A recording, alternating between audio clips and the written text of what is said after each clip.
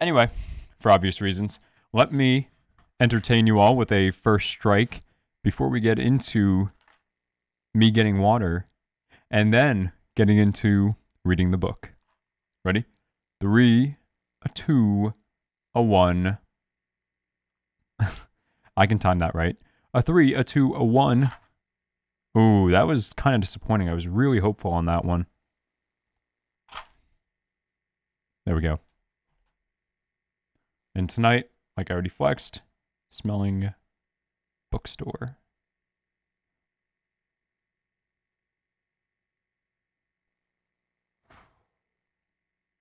Let's go. All the smoke.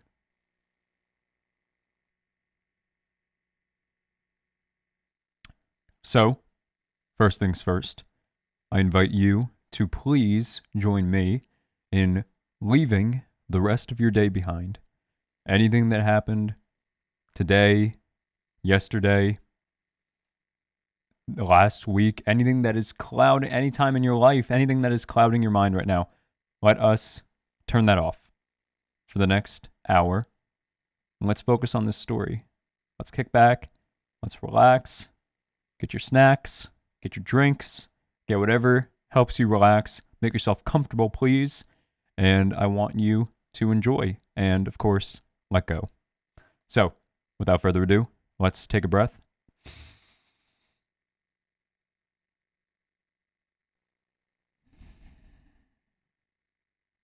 And let's get into Chapter 4 of The Great Gatsby. Chapter 4.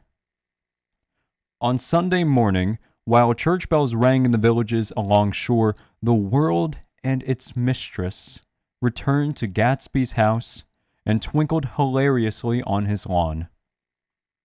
"He's a bootlegger," said the young ladies, moving somewhere between his cocktails and his flowers. "One time he killed a man who had found out that he was nephew to von Hundenberg and second cousin to the devil. Reach me a rose, honey, and pour me a last drop into that there crystal glass." Once I wrote down on the empty spaces of a timetable the names of those who came to Gatsby's home that summer. It is an old timetable now, disintegrating at its folds and headed, "This schedule is in effect July 5th, 1922, but I can still read the gray names and they will give you a better impression than my generalities of those who accepted Gatsby's hospitality and paid him the subtle tribute of knowing nothing whatever about him. From East Egg, then, came the Chester Beckers and the Leaches and a man named Bunsen, whom I knew at Yale, and Dr. Webster Civet, who was drowned last summer up in Maine, and the Hornbeams and the Willie Voltaires and a whole clan named Blackbuck, who always gathered in a corner and flipped up their noses like goats at whatsoever came near, and the Ismays and the Christies, or rather Hubert Albach and Mr. Christie's wife, and Edgar Beaver, whose hair, they say, turned cotton white one winter afternoon for no good reason at all. Clarence Endive was from East Egg, as I remember. He came only once in white knickerbockers and had a fight with a bum named Eddie in the garden. From farther out on the island came the Cheadles and the O.R.P. Schraders and the Stonewall Jackson Abrams of Georgia, and the Fishguards and the Ripley Snells. Snell was there 3 days before he went to the penitentiary, so drunk out on the gravel drive that Mrs. Ulysses Sweat's automobile ran over his right hand. The Danceys came too, and S.P. Whitebait, who was well over 60, and Maurice A. Flink, and the Hammerheads and Beluga, the tobacco importer, and Beluga's girls. From West Egg came the Poles and the Muddlereddys and Cecil Roebuck and Cecil Schoen and Gulick, the state senator, and Newton Orchid, who controlled film's power excellence, and Eckhoust and Clyde Cohen and Don S. Schwartz, the son, and Arthur McCarty, all connected with the movies in one way or another. And the Catlips and the Bembergs and G. Earl Muldoon, brother to that Muldoon who afterward strangled his wife. DeFontano, the promoter, came there, and Ed Legros and James B. Rotgut Ferret and the DeJongs and Ernest Lilly. They came to gamble, and when Ferret wandered into the garden, it meant he was cleaned out, and Associated Traction would have to fluctuate profitably next day. A man named Klipspringer was there so often and so long that he became known as the Boarder. I doubt if he had any other home. Of theatrical people, there were Gus Ways and Horace O'Donovan and Lester Meyer and George Duckweed and Francis Bull. Also from New York were the Chromes and the Backhysons and the Dunruckers and Russell Petty and the Corrigans and the Kellers and the Duats and the Scullys and the S.W. Belker and the Smirks and the Young Quins, divorced now, and Henry L. Palmato, who killed himself by jumping in front of a subway train in Times Square. Benny McKellen all arrived always with 4 girls. They were never quite the same ones in physical person, but they were so identical with one another that it inevitably seemed they had been there before. I have forgotten their names. Jacqueline, I think, or Alice Consuela, or Gloria, or Judy, or June. And their last names were either the melodious names of flowers and months, or the sterner ones of the great American capitalist whose cousins, if pressed, they would confess themselves to be. In addition to all those, I can remember that Faustina O'Brien came there at least once, and the Baedeker girls and young Brewer, who had his nose shot off in the war. And Mr. Albruxberger and Miss Hagg, his fiancée, and Nadrita Fitzpeters and Mr. P. Jewett once heard of the American Legion, and Miss Claudia Hip, with a man reputed to be her chauffeur and a prince of something, whom we called Duke, and whose name, if I ever knew it, I have forgotten.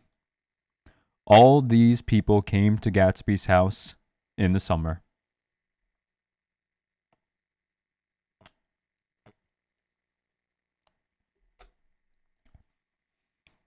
At 9 o'clock, one morning, late in July, Gatsby's gorgeous car lurched up the rocky drive to my door and gave out a burst of melody from its 3-noted horn. It was the first time he had called on me, though I had gone to 2 of his parties, mounted in his hydroplane, and, at his urgent invitation, made frequent use of his beach.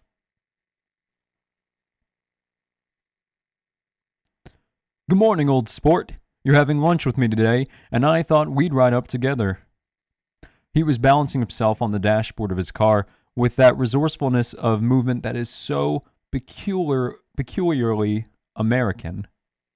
That comes, I suppose, with the absence of lifting work in youth, and even more, with the formless grace of our nervous, sporadic games. This quality was continually breaking through his punctilious manner in the shape of restlessness. He was never quite still. There was always a tapping foot somewhere, or the impatient opening and closing of a hand. He saw me looking with admiration at his car. "It's pretty, isn't it, old sport?" He jumped off to give me a better view. "Haven't you ever seen it before?" I'd seen it. Everybody had seen it.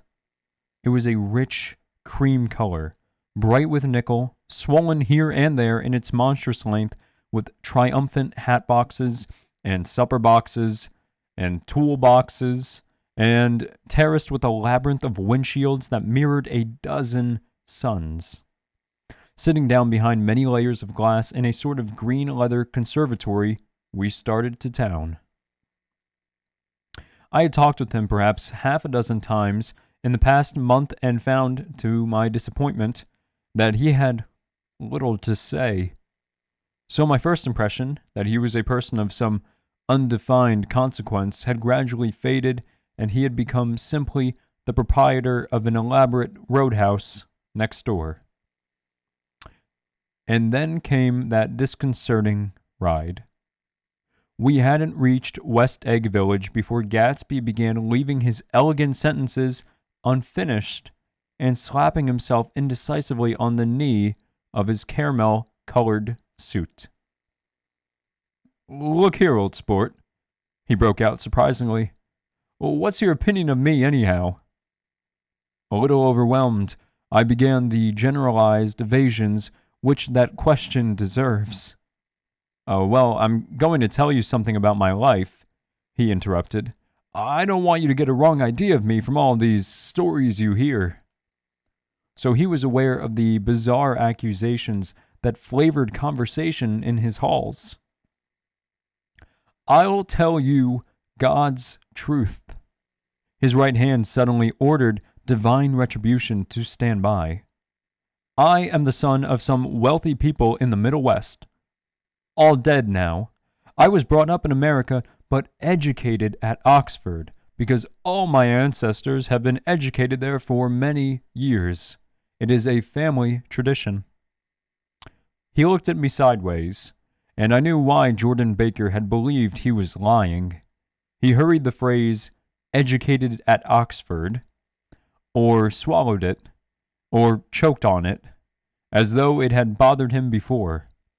And with this doubt, his whole statement fell to pieces, and I wondered if there wasn't something a little sinister about him after all. "What part of the Middle West?" I inquired casually. "San Francisco." "I see." "My family all died, and I came into a good deal of money." His voice was solemn, as if the memory of that sudden extinction of a clan still haunted him. For a moment I suspected that he was pulling my leg, but a glance at him convinced me otherwise. "After that, I lived like a young Rajah in all of the capitals of Europe, Paris, Venice, Rome, collecting jewels, chiefly rubies, hunting big game, painting a little, things for myself only, and trying to forget something very sad that had happened to me long ago." With an effort, I managed to restrain my incredulous laughter. The very phrases were worn so threadbare that they evoked no image except that of a turbaned character leaking sawdust at every pore as he pursued a tiger through the Bois de Boulogne. "Then came the war, old sport. It was a great relief, and I tried very hard to die, but I seemed to bear an enchanted life. I accepted a commission as first lieutenant when it began.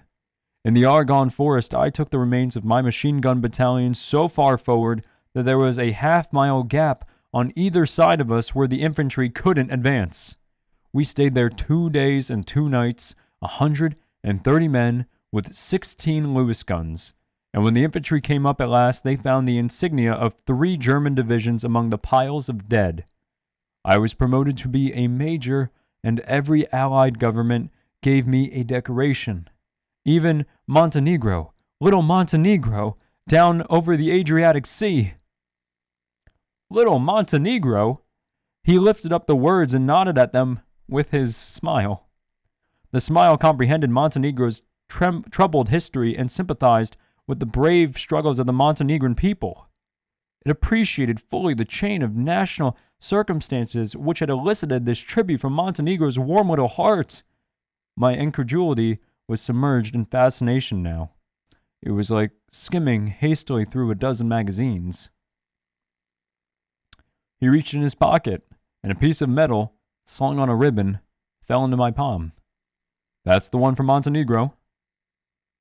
To my astonishment, the thing had an authentic look. "Ordere de Danilo," ran the circular legend. "Montenegro. Nicholas Rex." "Turn it." "Major J. Gatsby," I read, "for valor extraordinary." "Here's another thing I always carry, a souvenir of Oxford days. It was taken in Trinity Quad. The man on my left is now the Earl of Doncaster."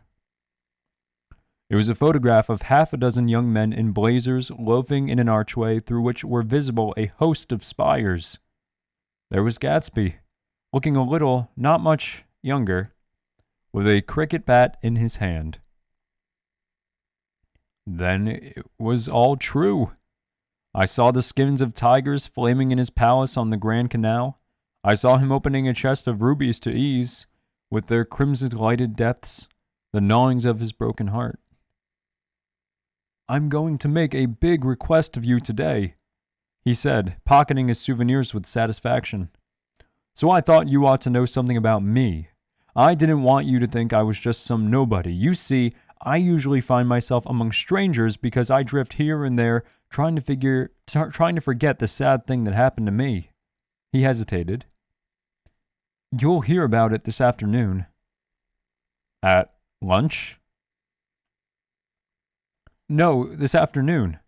I happened to find out that you're taking Miss Baker to tea. Do you mean you're in love with Miss Baker? No, old sport, I'm not. But Miss Baker has kindly consented to speak to you about this matter. I hadn't the faintest idea what this matter was, but I was more annoyed than interested. I hadn't asked Jordan to tea in order to discuss Mr. J. Gatsby. I was sure the request would be something utterly fantastic, and for a moment I was sorry I'd ever set foot upon his overpopulated lawn. He wouldn't say another word. His correctness grew on him as we neared the city. We passed Port Roosevelt, where there was a glimpse of red-belted ocean-going shops, and sped along a cobbled slum lined with the dark, undeserted saloons of the faded gilt 1900s. Then the Valley of Ashes opened out on both sides of us, and I had a glimpse of Mrs. Wilson straining at the garage pump with panting vitality as we went by. With vendors spread like wings, we scattered light through half Astoria. Only half, for as we twisted among the pillars of the elevated, I heard the familiar jug-jug spat of a motorcycle, and a frantic policeman rode alongside. All right, old sport, called Gatsby. We slowed down. Taking a white card from his wallet, he waved it before the man's eyes. Right you are, agreed the policeman, tipping his cap. Know you next time, Mr. Gatsby. Excuse me. What was that? I inquired. The picture of Oxford? I was able to do the commissioner a favor once, and he sends me a Christmas card every year.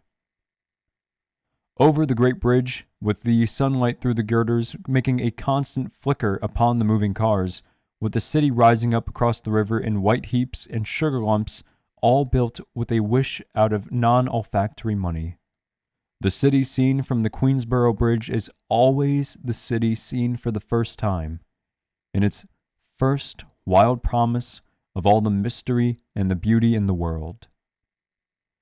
A dead man passed us in a hearse heaped with blooms, followed by 2 carriages with drawn blinds and by more cheerful carriages for friends. The friends looked out at us with the tragic eyes and short upper lips of southeastern Europe, and I was glad that the sight of Gatsby's splendid car was included in their somber holiday. As we crossed Blackwell's Island, a limousine passed us, driven by a white chauffeur, in which sat 3 modish Negroes, 2 bucks and a girl. I laughed aloud as the yolks of their eyeballs rolled toward us in haughty rivalry. Anything can happen now that we've slid over this bridge, I thought. Anything at all. Even Gatsby could happen, without any particular wonder.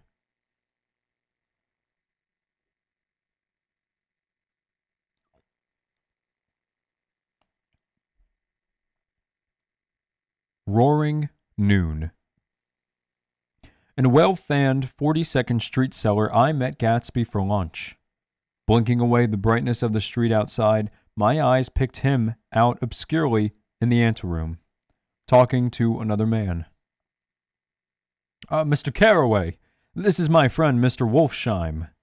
A small, flat-nosed Jew raised his large head and regarded me with 2 fine growths of hair which luxuriated in either nostril. After a moment, I discovered his tiny eyes in the half-darkness.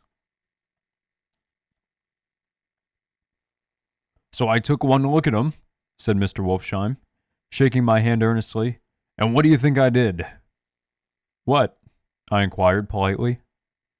But evidently he was not addressing me, for he dropped my hand and covered Gatsby with his expressive nose. I handed the money to Katzbau, and I said, "All right, Katzbau, don't pay him a penny till he shuts his mouth." He shut it then and there. Gatsby took an arm of each of us and moved forward into the restaurant, whereupon Mr. Wolfsheim swallowed a new sentence he was starting and lapsed into a somnambulatory abstraction.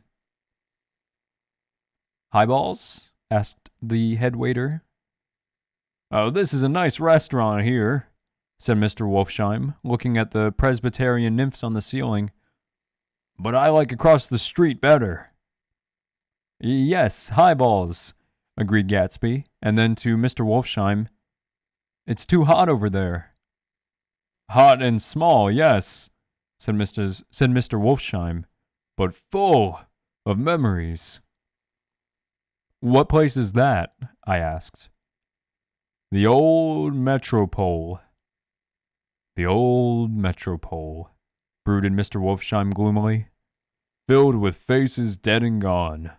Filled with friends gone now forever. I can't forget it so long as I lived the night they shot Rosie Rosenthal there. There was 6 of us at the table, and Rosie had eat and drunk a lot all evening. When it was almost morning, the waiter came up to him with a funny look and says somebody wants to speak to him outside. 'All right,' said Rosie, and begins to get up, and I pulled him down in his chair. 'Let the bastards come in here if they want you, Rosie, but don't you, so help me, move outside this room.' It was 4 o'clock in the morning then, and if we'd have raised the blinds, we'd have seen daylight." "Did he go?" I asked innocently. "Sure he went." Mr. Wolfsheim's nose flashed at me indignantly. "He turned around in the door and says, 'Don't let that waiter take away my coffee.' Then he went outside on the walk, and they shot him 3 times in his full belly and drove away." "4 of them were electrocuted," I said, remembering. "5, with Becker." His nostrils turned to me in an interested way. "I understand you're looking for a business conjugation." The juxtaposition of these 2 remarks was startling. Gatsby answered for me. "Oh, no," he exclaimed. "This isn't the man." "No?" Mr. Wolfsheim seemed disappointed. "This is just a friend. I told you we'd talk about the same another time." "I beg your pardon," said Mr. Wolfsheim. "I had a wrong man." A succulent hash arrived, and Mr. Wolfsheim, forgetting the more sentimental atmosphere of the old metropole, began to eat with ferocious delicacy. His eyes, meanwhile, rode very slowly all around the room. He completed the arc by turning to inspect the people directly behind. I think that, except for my presence, he would have taken one short glance beneath our own table. "Look here, old sport," said Gatsby, leaning toward me. "I'm afraid I made you a little angry this morning in the car." There was the smile again, but this time I held out against it. "I don't like mysteries," I answered, "and I don't understand why you won't come out frankly and tell me what you want. Why has it all got to come through Miss Baker?" "Oh, it's nothing underhanded," he assured me. "Miss Baker's a great sportswoman, you know, and she'd never do anything that wasn't all right." Suddenly, he looked at his watch, jumped up, and hurried from the room, leaving with Mr. Wolfsheim at the table. "He has to telephone," said Mr. Wolfsheim, following him with his eyes. "Fine fellow, isn't he? Handsome to look at and a perfect gentleman." "Yes." "He's an Oxford man." "Oh." "He went to Oxford College in England. You know Oxford College." "I've heard of it." "It's one of the most famous colleges in the world." "Have you known Gatsby for a long time?" I inquired. "Several years," he answered in a gratified way. "I made the pleasure of his acquaintance just after the war. But I knew I had discovered a man of fine breeding after I talked with him an hour. I said to myself, there's the kind of man you'd like to take home and introduce to your mother and sister." He paused. "I see you're looking at my cuff buttons." I hadn't been looking at them, but I did now. They were composed of oddly familiar pieces of ivory. Finest specimens of human molars, he informed me. Well, I inspected them. That's a very interesting idea. Yeah. He flipped his sleeves up under his coat. Yeah. Gatsby's very careful about women. He would never do so much as look at a friend's wife. When the subject of this instinctive trust returned to the table and sat down, Mr. Wolfsheim drank his coffee with a jerk and got to his feet. I've enjoyed my lunch, he said, and I'm going to run off from you two young men before I outstay my welcome. Oh, don't hurry, Meyer, said Gatsby, without enthusiasm. Mr. Wolfsheim raised his hand in a sort of benediction. You're very polite, but I beg to another generation, he announced solemnly. You sit here and discuss your sports and your young ladies and your... He supplied an imaginary noun with another wave of his hand. As for me, I am 50 years old and I won't impose myself on you any longer. As he shook hands and turned away, his tragic nose was trembling. I wondered if I had said anything to offend him. He becomes very sentimental sometimes, explained Gatsby. This is one of his sentimental days. He's quite a character around New York, a denizen of Broadway. Who is he anyhow, an actor? No. A dentist? Meyer Wolfsheim? No, he's a gambler. Gatsby hesitated, then added coolly, he's the man who fixed the World Series back in 1919. Fixed the World Series? I repeated. The idea staggered me. I remembered, of course, that the World Series had been fixed in 1919, but if I had thought of it at all, I would have thought of it as a thing that merely happened. The end of some inevitable chain. It never occurred to me that one man could start to play with the faith of 50 million people with the single-mindedness of a burglar blowing a safe. How did he happen to do that? I asked after a minute. He just saw the opportunity. Why isn't he in jail? They can't get him, old sport. He's a smart man. I insisted on paying the check. As the waiter brought my change, I caught sight of Tom Buchanan across the crowded room. Come along with me for a minute, I said. I've got to say hello to someone. When he saw us, Tom jumped up and took half a dozen steps in our direction. Where have you been? He demanded eagerly. Daisy's furious because you haven't called up.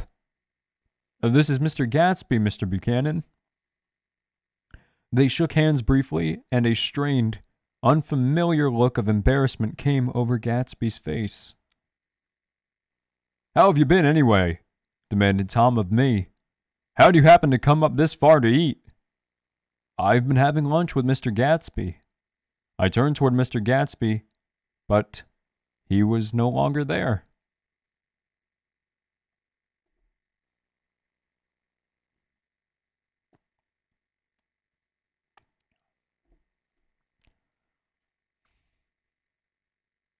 One October day in 1917. Said Jordan Baker that afternoon, sitting up very straight on a straight chair in the tea garden at the Plaza Hotel. I was walking along from one place to another, half on the sidewalks and half on the lawns. I was happier on the lawns because I had on shoes from England with rubber knobs on the soles that bit into the soft ground. I had on a new plaid skirt also that blew a little in the wind, and whenever this happened, the red, white, and blue banners in front of all the houses stretched out stiff and said tut, tut, tut, tut in a disapproving way. The largest of the banners and the largest of the lawns belonged to Daisy Fay's house. She was just 18, 2 years older than me, and by far the most popular of all the young girls in Louisville. She dressed in white and had a little white roadster, and all day long the telephone rang in her house, and excited young officers from Camp Taylor demanded the privilege of monopolizing her that night. Anyways, for an hour. When I came opposite her house that morning, her white roadster was beside the curb and she was sitting in it with a lieutenant I had never seen before. They were so engrossed in each other that she didn't see me until I was 5 feet away. "Hello, Jordan," she called unexpectedly. "Please come here." I was flattered that she wanted to speak to me because of all the older girls I admired her most. She asked me if I was going to the Red Cross and make bandages. I was. Well then, would I tell them that she couldn't come that day? The officer looked at Daisy while she was speaking in a way that every young girl wants to be looked at sometime. And because it seemed romantic to me, I have remembered the incident ever since. His name was J. Gatsby, and I didn't lay eyes on him again for over 4 years. Even after I'd met him on Long Island, I didn't realize it was the same man. That was 1917. By the next year, I had a few beaux myself, and I began to play in tournaments, so I didn't see Daisy very often. She went with a slightly older crowd, when she went with anyone at all. Wild rumors were circulating about her, how her mother had found her packing her bag one winter night to go to New York and say goodbye to a soldier who was going overseas. She was effectually prevented, but she wasn't on speaking terms with her family for several weeks. After that, she didn't play around with the soldiers anymore, but only with a few flat-footed, short-sighted young men in town who couldn't get into the army at all. By the next autumn, she was gay again, gay as ever. She had a debut after the armistice, and in February she was presumably engaged to a man from New Orleans. In June, she married Tom Buchanan of Chicago, with more pomp and circumstance than Louisville ever knew before. He came down with 100 people in 4 private cars and hired a whole floor of the Mulback Hotel, and the day before the wedding, he gave her a string of pearls valued at $350,000. I was a bridesmaid. I came into her room half an hour before the bridal dinner and found her lying on her bed as lovely as the June night in her flowered dress, and as drunk as a monkey. She had a bottle of Sauterne in one hand and a letter in the other. "Gratulate me," she muttered. "Never had a drink before, but oh, how I do enjoy it." "What's the matter, Daisy?" I was scared, I can tell you. I'd never seen a girl like that before. "Here, dearest." She groped around in a wastebasket she had with her on the bed and pulled out the string of pearls. "Take 'em downstairs and give 'em back to whoever they belong to. Tell 'em all Daisy's changed her mind. Say, Daisy's changed her mind." She began to cry. She cried and cried. I rushed out and found her mother's maid, and we locked the door and got her into a cold bath. She wouldn't let go of the letter. She took it into the tub with her and squeezed it up into a wet ball, and only let me leave it in the soap dish when she saw that it was coming to pieces like snow. But she didn't say another word. We gave her spirits of ammonia and put ice on her forehead and hooked her back into her dress, and half an hour later, when we walked out of the room, the pearls were around her neck and the incident was over. Next day at 5 o'clock, she married Tom Buchanan without so much as a shiver and started off on a 3-month trip to the South Seas. I saw them in Santa Barbara when they came back, and I thought I'd never seen a girl so mad about her husband. If he left the room for a minute, she'd look around uneasily and say, Where's Tom gone?" And wear the most abstracted expression until she saw him coming in the door. She used to sit on the sand with his head in her lap by the hour, rubbing her fingers over his eyes and looking at him with unfathomable delight. It was touching to see them together. It made you laugh in a hushed, fascinated way. That was in August. A week after I left Santa Barbara, Tom ran into a wagon on the Ventura Road one night and ripped a front wheel off his car. The girl who was with him got into the papers too because her arm was broken. She was one of the chambermaids in the Santa Barbara Hotel. The next April, Daisy had her little girl, and they went to France for a year. I saw them one spring in Cairns and later in Deanville, and then they came back to Chicago to settle down. Daisy was popular in Chicago, as you know. They moved with a fast crowd, all of them young and rich and wild, but she came out with an absolutely perfect reputation. Perhaps because she doesn't drink. It's a great advantage not to drink among hard-drinking people. You can hold your tongue, and moreover, you can time any little irregularity of your own so that everybody else is so blind that they don't see or care. Perhaps Daisy never went in for a more at all, and yet there's something in that voice of hers. Well, about 6 weeks ago, she heard the name Gatsby for the first time in years. It was when I asked you, do you remember, if you knew Gatsby in West Egg. After you had gone home, she came into my room and woke me up and said, "What Gatsby?" And when I described him, I was half asleep. She said in the strangest voice that it must be the man she used to know. It wasn't until then that I connected this Gatsby with the officer in her white car. When Jordan Baker had finished telling me all this, we had left the plaza for half an hour and were driving in a Victoria through Central Park. The sun had gone down behind the tall apartments of the movie stars in the West 50s, and the clear voices of children, already gathered like crickets on the grass, rose through the hot twilight. "I'm the Sheik of Araby. Your love belongs to me. At night when you're asleep, into your tent I'll creep." It was a strange coincidence, I said. But it wasn't a coincidence at all. Why not? Gatsby bought that house so that Daisy would be just across the bay. Then it had not been merely the stars to which he had aspired on that June night. He came alive to me, delivered suddenly from the womb of his purposeless splendor.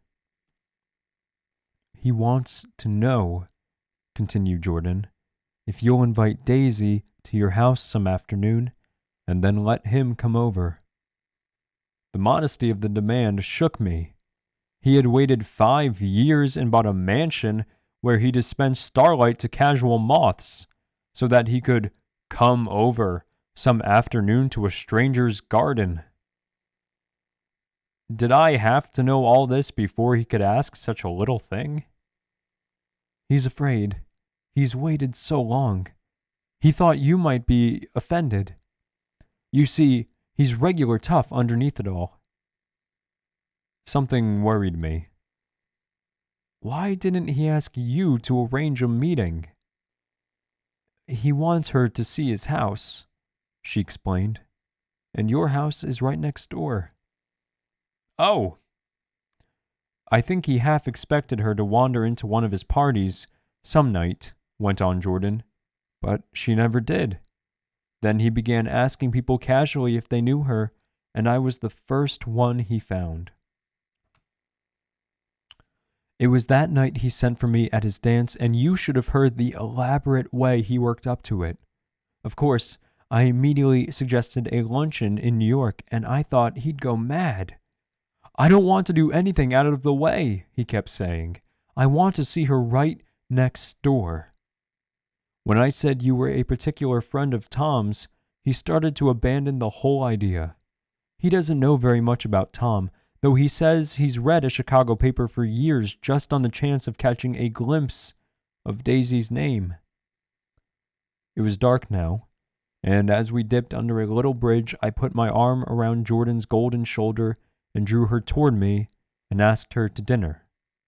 Suddenly, I wasn't thinking of Daisy and Gatsby anymore, but of this clean, hard, limited person who dealt in universal skepticism and who leaned back jauntily just within the circle of my arm.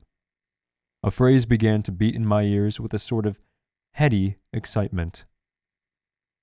There are only the pursued, the pursuing, the busy, and the tired. And Daisy ought to have something in her life, murmured Jordan to me. Does she want to see Gatsby? She's not to know about it. Gatsby doesn't want her to know. You're just supposed to invite her to tea. We passed a barrier of dark trees, and then the facade of 59th Street, a block of delicate pale light, beamed down into the park. Unlike Gatsby and Tom Buchanan, I had no girl whose disembodied face floated along the dark cornices and blinding signs, and so I drew up the girl beside me, tightening my arms.